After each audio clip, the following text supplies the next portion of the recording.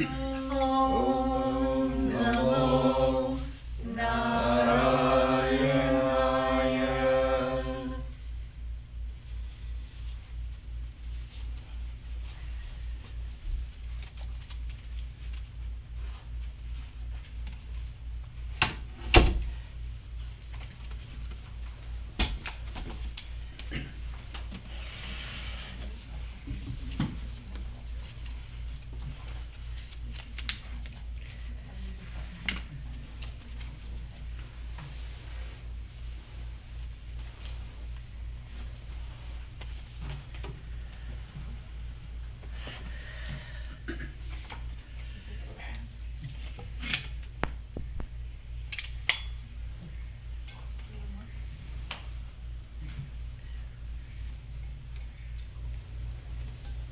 Sing a lower song.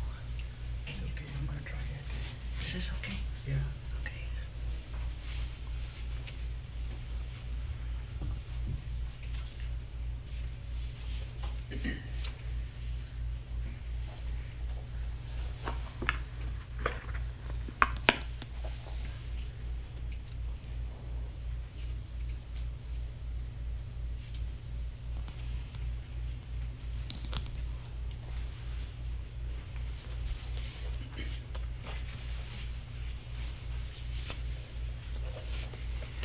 And now, Pujya Atman Sri Swami Jyotirmayananda ji commences tonight's satsang with a Sanskrit peace chant.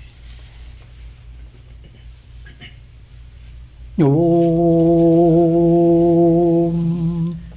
Purnamadaha Purnamidam Purnat Purnamudachyate Purnasya Purnamadaya Purnamevavashishyate.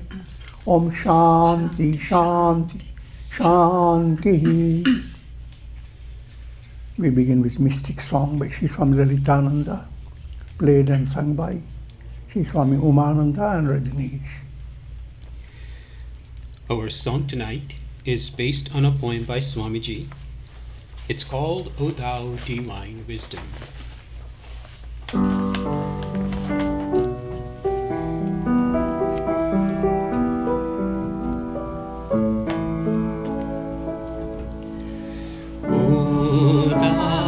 Divine wisdom,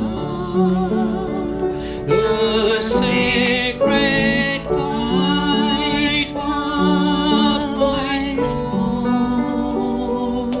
speak to me, come to me.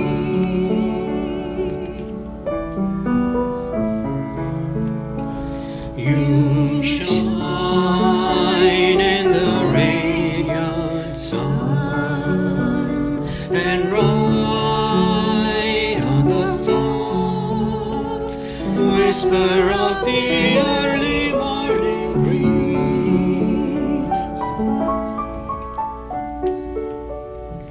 Your melody sings in the gentle rain that falls on the flowers of spring.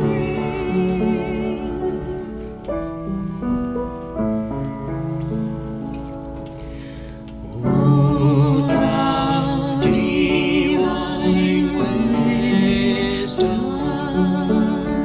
the sacred light of my soul,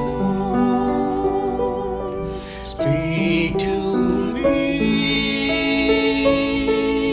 come to me.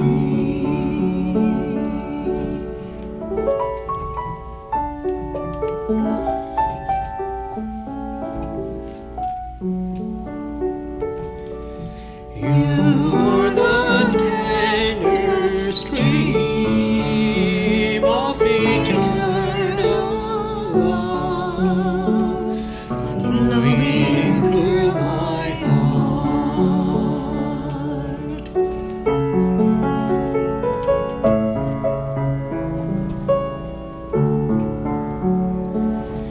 Oh, thou the abode of endless peace.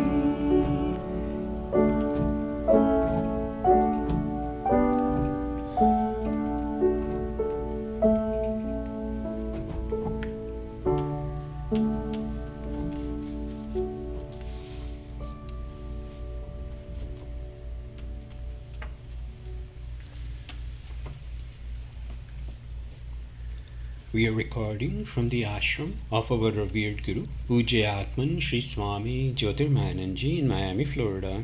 Today is May the 18th, 2021, Tuesday evening, and tonight Swamiji will be lecturing on the Yoga Vasistha. This is series 2018, class number 337. And now Pujyatman Sri Swami Jyotirmayananda. Om Brahmanandam Param Sukhadam Kevalam Jnana Murtim Dvandvatitam Gagana Sadrisham Tattvamasya Laksham Ekam Nityam Vimalamachalam Sarvadhi Sakshi Bhutam Bhavatitam Trigunarahitam Sadgurum Tam Namami. Om. Adoration to Sadguru, who is Brahman, the giver of supreme bliss, embodiment of pure consciousness, one without a second, vast as the ether, infinite, eternal, beyond the three gunas and their modifications, the supreme preceptor. Yoga Vasistha Nirvana Prakarana Purvardha, Section 84. King Shikhidvaja enters forest for practicing austerity in order to attain liberation.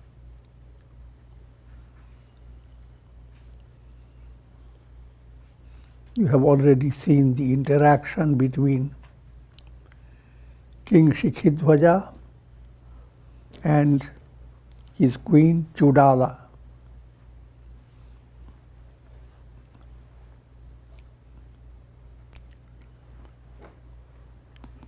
Shikhidvaja was highly intellectual. He had intellectual knowledge of Vedanta. And Queen Chudala was endowed with purity of feeling, bhavana, shuddhi. So they shared each other's attainment. She told him various things of the art, how to dance, how to music, how to sing, do bhajans, kirtans. And he gave her philosophical lessons.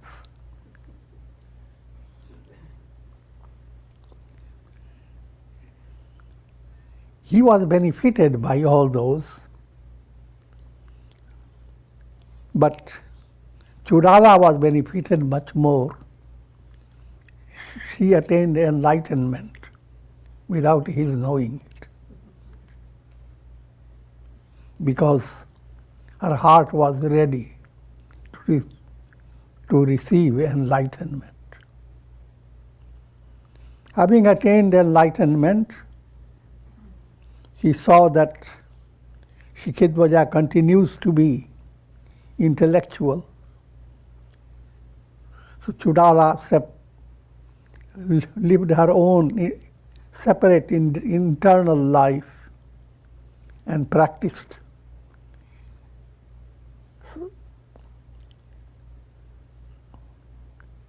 yoga for attaining siddhis.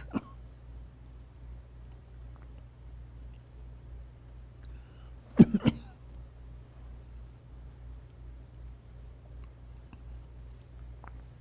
have to bring me this tray.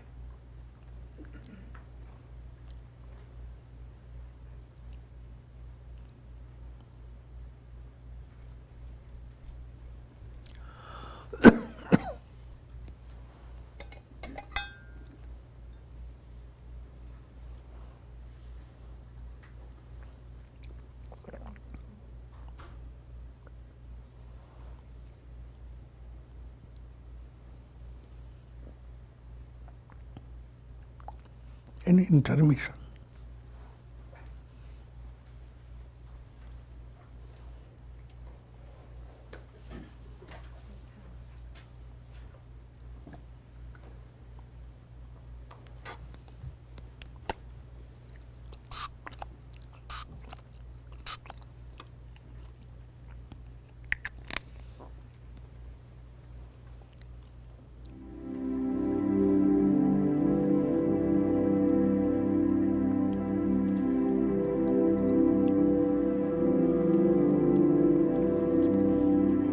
So,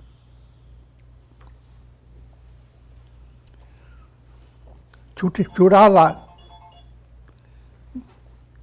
attained various psychic powers.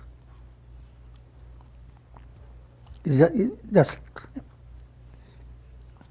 the message behind it, to understand the state of liberation does not stop you from learning many things. You might have attained liberation as a Hindi or Sanskrit scholar, but having attained liberation, you may learn English, you may learn French. All is led by prarabdha.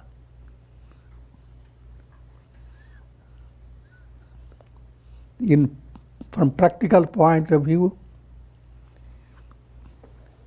enlightenment expresses itself in the form of radiation of goodwill for all.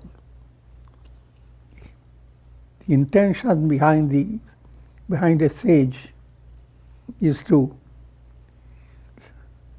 enable all souls to be free of misery. All souls, not a single soul left behind. There's no calculation. I will inspire only those who are qualified and those who are not. Not so. All souls. Souls of fishes, birds, animals, human beings, all souls.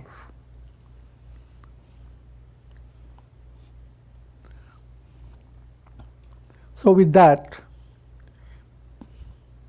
and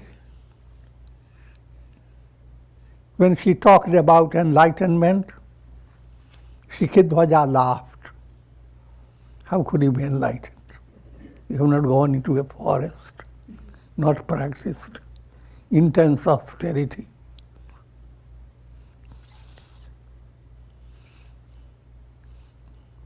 And at this stage, we continue with the story. Sage Vasistha continued. Shikhidwaja experienced increasing dispassion towards the objects of the world.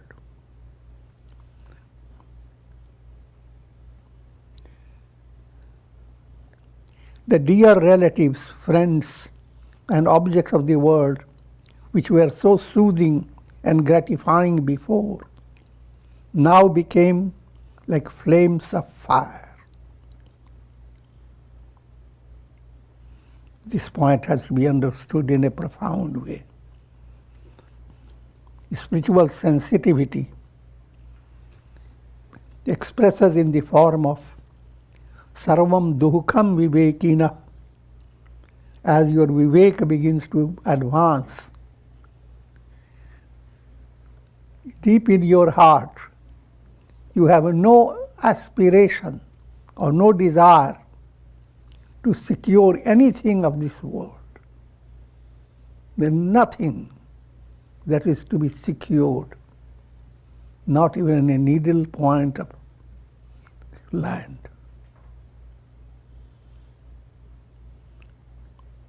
Because nothing is interesting.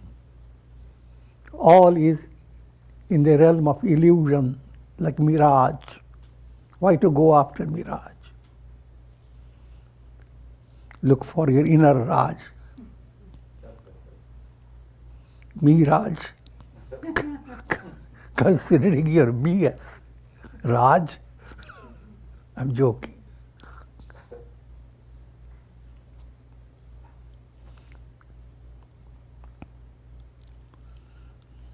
So, this does not mean developing mental stress. In practical world, you will be filled with joy and thrill in handling things because you are not dependent upon them. Consider them as Leela of God, as illusion. So you do not allow yourself to be completely crunched by the challenges of your life.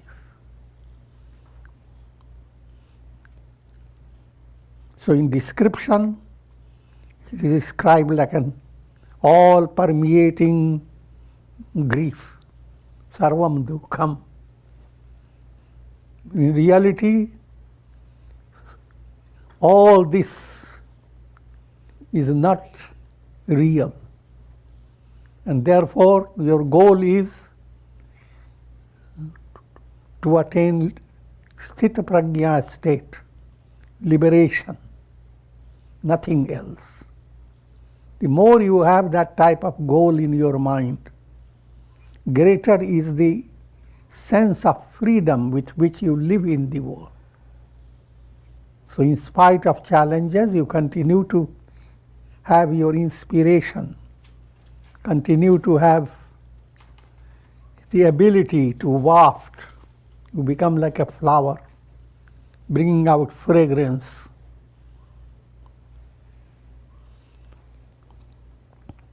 Just as a deer injured by a hunter's arrow desires to hide in a secluded place, so the king desired to seek refuge in the solitude of the forests.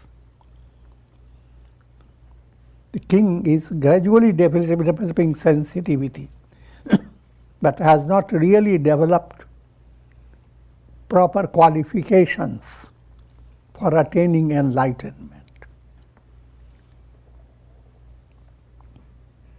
He needs to allow himself to be purified.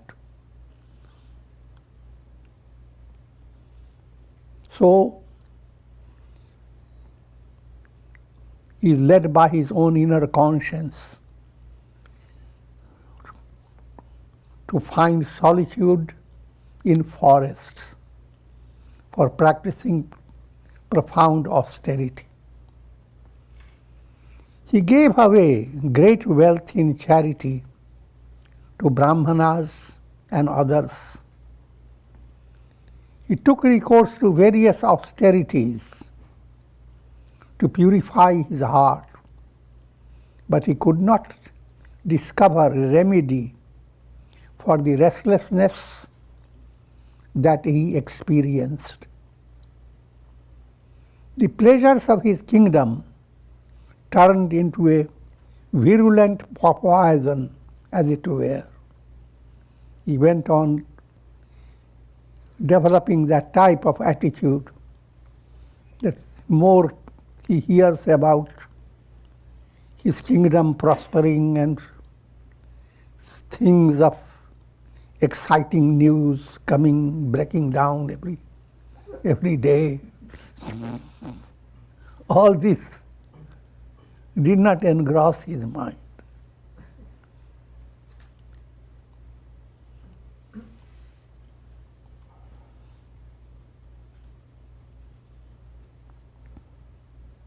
He was not attached, he was not attracted by any object of the world. One day he conversed with Queen Chudala in privacy. He was not aware at all of where Queen Chudala was in his spiritual movement. One day he conversed with Queen Chudala in privacy. O beloved one, I have decided to take recourse to the solitude of the forest in order to practice intense austerity. Please try to understand me and do not obstruct me from pursuing what is good for me. Cultured women do not obstruct their husbands from what is good for them. The joys of those who abide in a forest practicing austerity are greater than the joys of those who rule kingdoms. This is the expression of his vairagya, but vairagya not in the ideal state, in the practicing state. The forest will be my dear companion. I will divert myself in the enchanting scenes and sights of nature. Queen Judala knew that king was not aware of the true way to seek enlightenment. He was not sensitive to the pursuit of wisdom. Therefore, he chose to pursue the paths of difficult austerities. So she tried to dissuade him by saying, "O king, it is not the right time for you to venture. Blooming flowers abound in the spring, but not in other seasons. Forest life is suitable for those who have become emaciated by old age."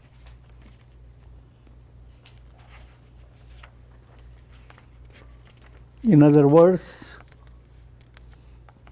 for qualified aspirant, the external condition, it does not obstruct the movement to enlightenment. External conditions mean you can be living a simple life led by your karma, or you can be a king, you can be a mighty emperor like King Janaka. Whatever may be your external disposition, that does not obstruct. So you don't go after contradicting your external condition and changing it, but allow yourself to follow whichever way your karma has placed it.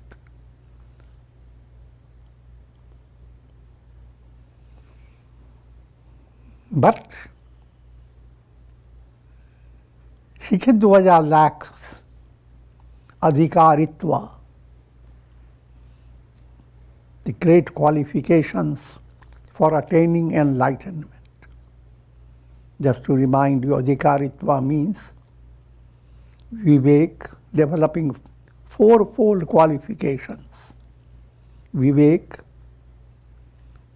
vairagya,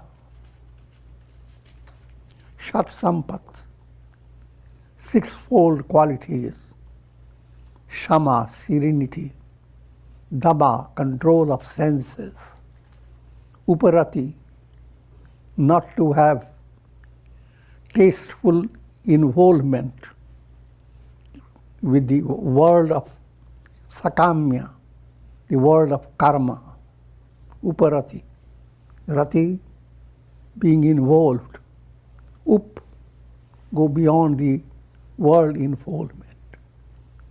Turn your gaze to liberation, not to the different experiences in the world.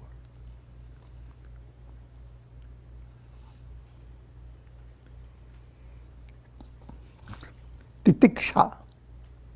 Titiksha, endurance. To be able to wait with patience without losing your courage.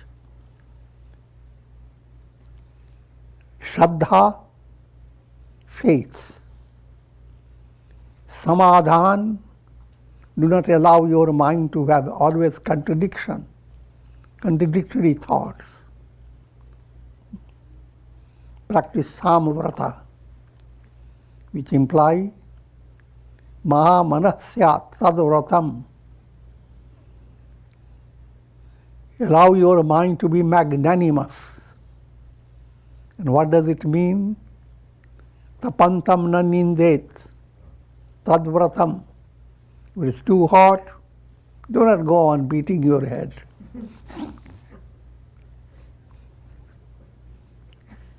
Turn your mind in a positive way.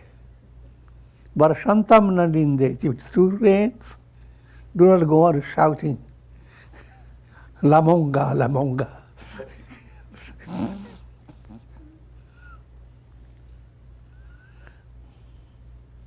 And similarly, do not go after human beings for your trouble, nor towards animals. And sarvamasmiti upasita. All this is extension of your own self. So, if you are developing these in your mind, it's called samadhan. All this is group of 6. Fourth is aspiration, mumukshutva, burning aspiration. Burning term is only allegorical, nothing burns. It is very cooling.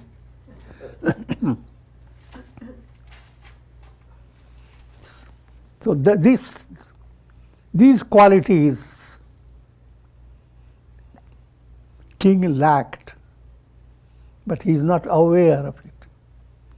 So presently, all his mind is, he wants to attain liberation, and he has already made up his mind that only by austerity one can attain liberation.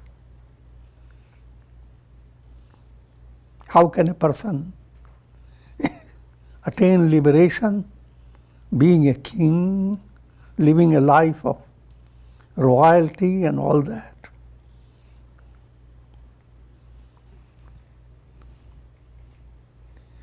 Queen Chudala goes on saying, "It is your duty, O king, to rule your kingdom.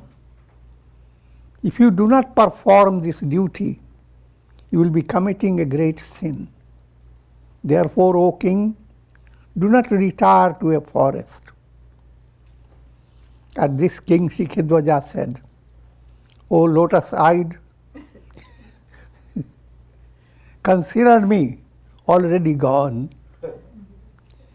Please do not obstruct my desires.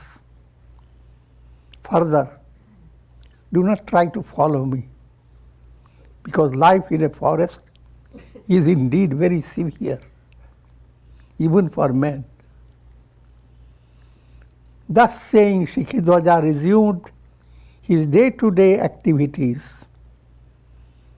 while he kept his mind set on finding a proper opportunity to renounce his kingdom and enter into a forest. One midnight, the king got up stealthily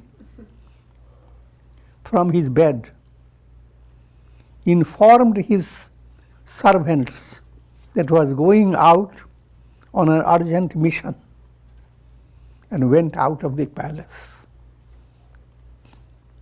He tricked everyone. He continued to hasten his steps further and further away from his capital, so that none of his royal officers could overtake him and bring him back. The whole night and the following day, he continued marching onwards. Finally, having reached a forest, he rested during the hours just before sunset. He ate fruits and spent the night. The following day, he continued to move deeper and deeper into the forest. He crossed hills, villages, cities, and rivers during the 12 days of his constant onward movement. Having reached an inaccessible forest, he found the ruins of an ancient ashram. There he decided to abide. He made a hut out of bamboo sticks and dried leaves. All this is a description of setup meant for intense austerity. And collected meager requirements of an ascetic, which he placed in the hut.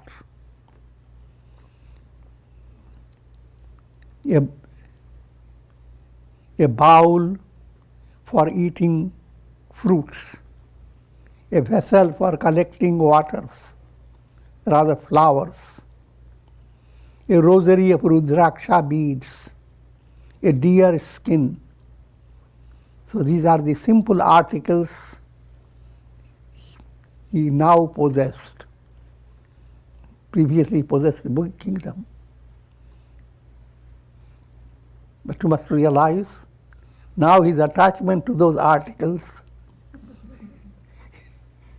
is very strong, that he doesn't realize it. He counts the possessions. I possess nothing. If you want to practice it, first stage of your practice, literally you want to move away from as many things as you can. But subtle psychology behind it, that you are not really moving away. Your attachment that was spread out, now shrinking, becoming more concentrated on very few things. But that illusion breaks in time.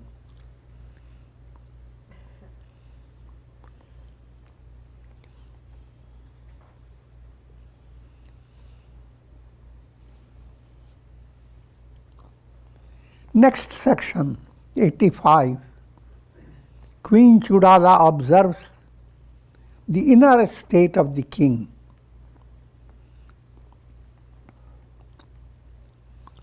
Queen Chudala, being enlightened, has a penetrating vision.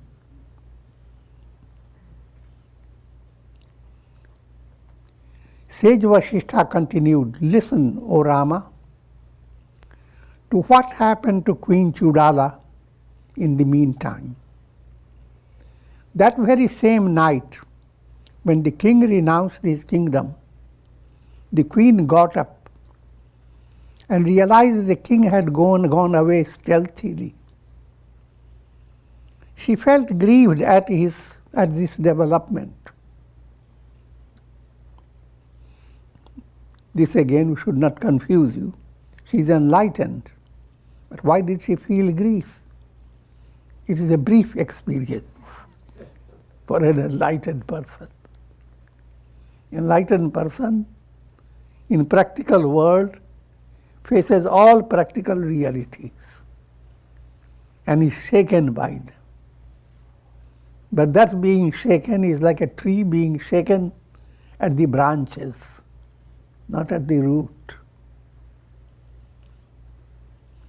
But if you are not enlightened, then you are shaken more by the root, less by the branches.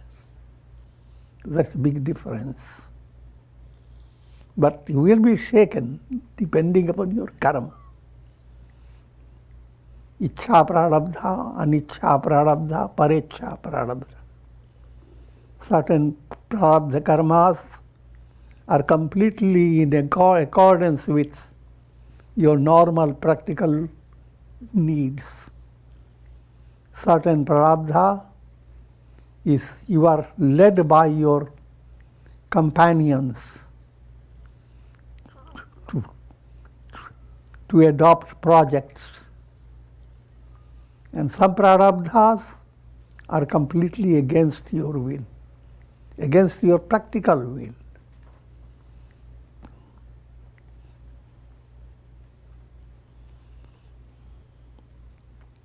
So in other words, it was perfectly okay for him, for Chudala to grieve.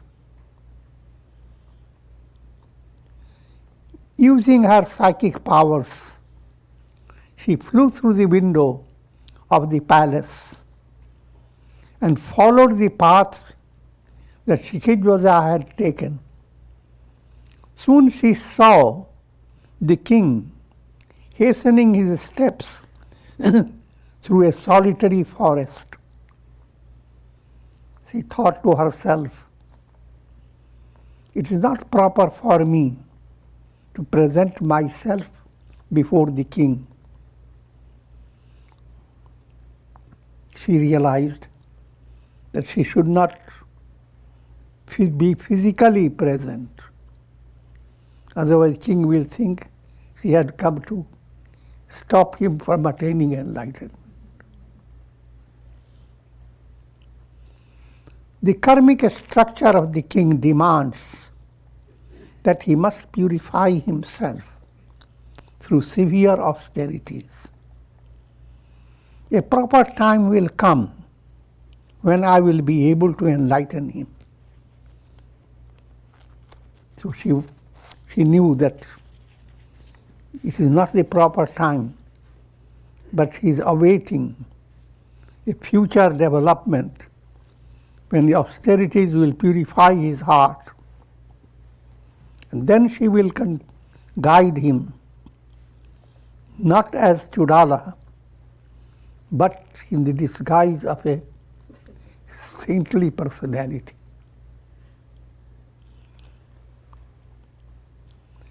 Thus, having discerned into the subtle body of the king, Chudala returned to the palace and resumed her sleep. Early in the morning, she informed the royal officers that the king had gone away on an urgent mission and would be gone for a while. During his absence, she would rule the country.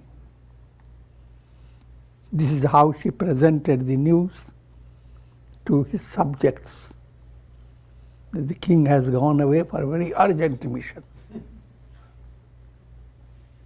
It's a secret, royal secret. And in the meantime, she will handle the kingdom.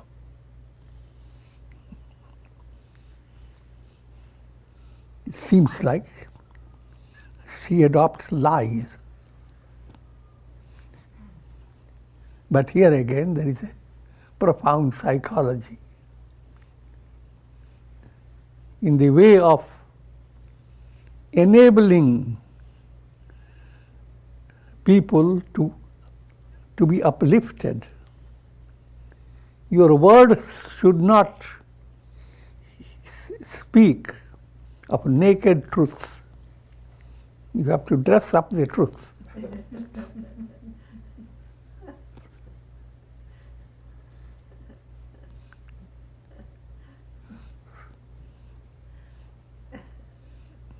A doctor, having diagnosed a patient and recognized that there is a terrible disease, holds off and starts encouraging the patient to go through certain treatments that will prepare him for deeper treatment. So, Satyam vada, priyam vada. Na vada satyam apriyam. When truth is apriyam, apriyam means bitter. Don't speak it. But spice it in such a way that even though literally what you are saying is false, but it is well designed for your own spiritual movement and the movement of others.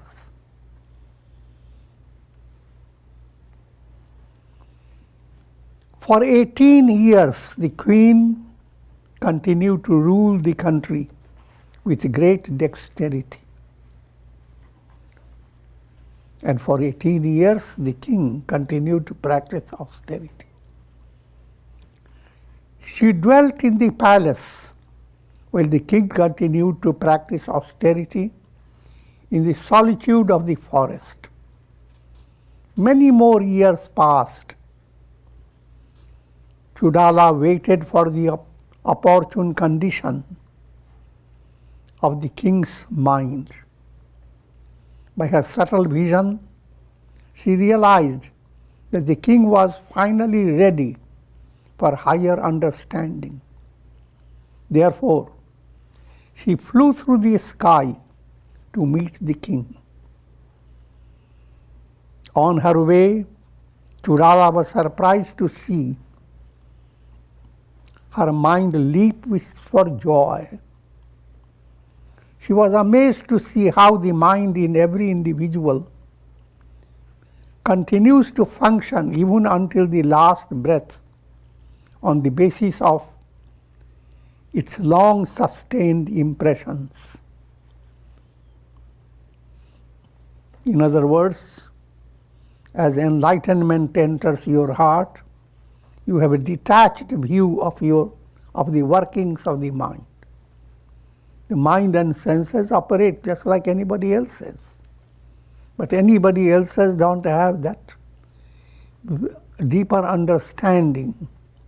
They don't see the whole operation from a virtual point of view, from a detached point of view. You are not a sakshi. You are involved.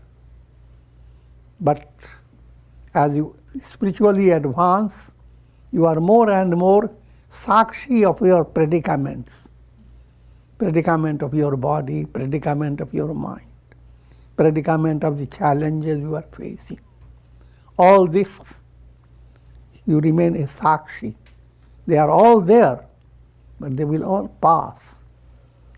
And they are not going to touch your inner core, your inner spiritual nature.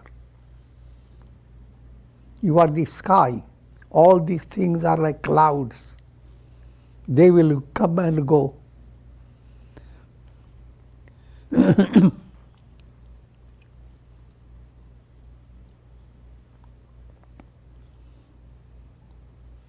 So Chudala felt great joy of being now in touch with her husband.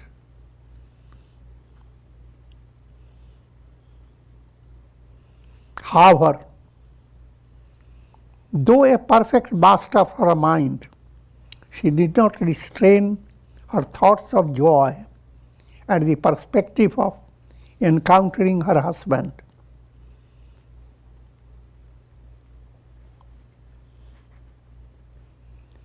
She said to her mind, "O mind, it is not your fault. Human nature will continue to assert as long as an illumined sage must await the termination of fructifying karmas."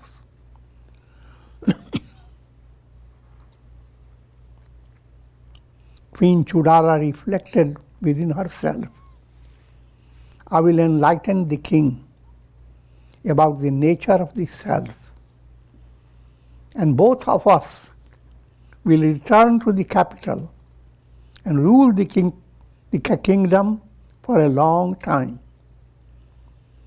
The joy of communion between two elevated minds is indeed the greatest blessing in life.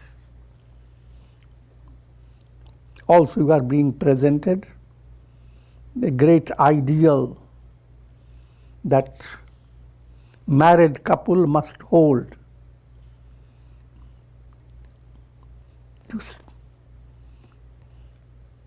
But that's only one little aspect.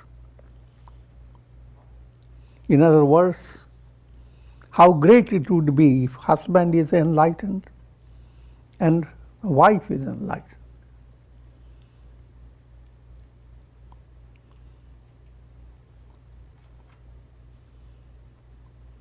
You don't have to come to complete ideal.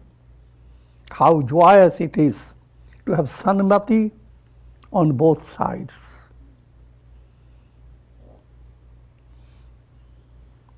If one side has Sarmati, good understanding, another is Kumati, then there is a picture of troubled family.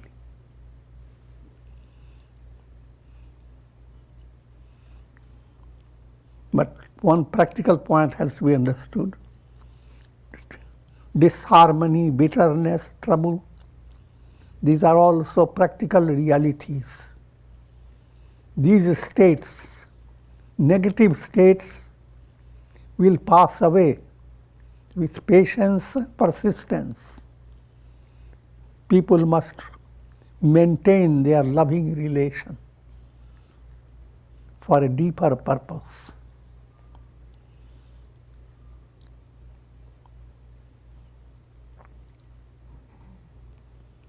She said to herself, what great folly results from the egoistic pursuit of spiritual discipline. The king who lived so elegantly in the palace now looks like a Gana, attendant of Shiva. He has become thin, a skeleton. Decked with inauspicious aspects, blackened with dust, his locks all matted, wearing tattered garments, he spends his time weaving garlands to perform ritualistic worship.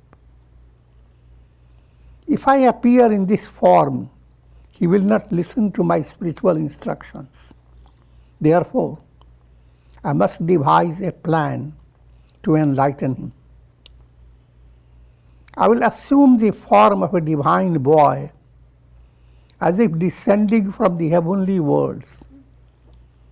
I will disguise myself so that he will gain confidence in my teachings. Thus reflecting, the queen converted herself into a divine boy by her yogic powers. With her face lit up with a gentle smile, her body decked with celestial robes and beautiful garlands, holding a kamandalu in her hand, she stood in the air before the king. The king was immensely delighted to see the divine boy, illumining his room with great effulgence. He offered flowers and auspicious materials as a mark of reverence for the divine boy, and said, O divine youth, adorations to thee. Please accept this seat and the homage of my flowers. Indeed, today I have encountered success in my sadhana.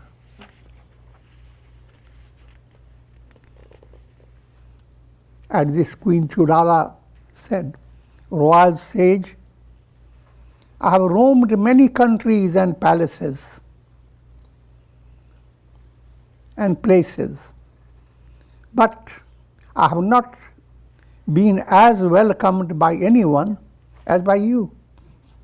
See, all these are lies, but perfectly okay from divine point of view. Understand, even the ideal setup, and the Guru says to the disciple, you are not the body, you are Brahman. And that is in that state, disciple is that Brahman.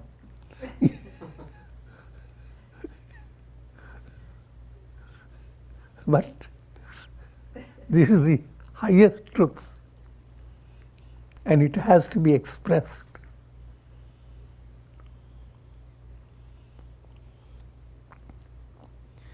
May you live long You have communicated a great store of wealth, of austerity. You have accumulated a great store of wealth of austerity, and it can be used for liberation. You have renounced vast kingdom and have adopted this difficult path of asceticism. It is a razor's edge path. Shikhadwaja said, O divine youth, you are the knower of the heart. The beauty of your personality indicates that you are a great being. Your presence reminds me of Queen Chudala, who must be sustaining my kingdom in my absence. The flowers that I have collected for worshipping the deity, I will offer to you, because you are the deity. Please enlighten me about your identity. Who are you? Whence have you come? And for what purpose? And keep the fingers crossed.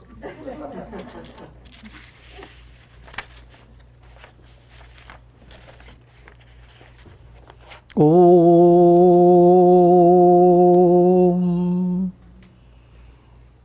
Ram Ram Ram Ram Ram. Om Namah Shivaya. Om Namah Shivaya. Om Namah Shivaya. Om. Prayer for shower of Karunamaya Ras grace of God over all of you, with the blessings of Shakti, Bhakti and Mukti.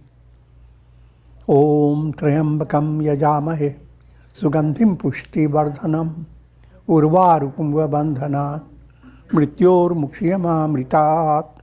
Om Sarve Bhavantu Sukhina Sarve Santu Niramaya Sarve Bhadrani Pashyantu Ma Kashchid Dukha Bhag Bhavet. Om Shanti Shanti Shanti. Hari Om Tat Sat.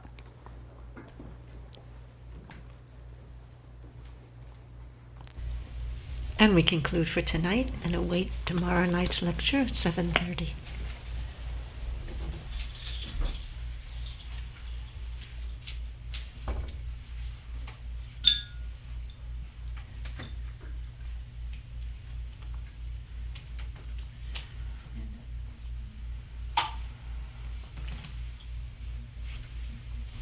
Om Shri Sadguru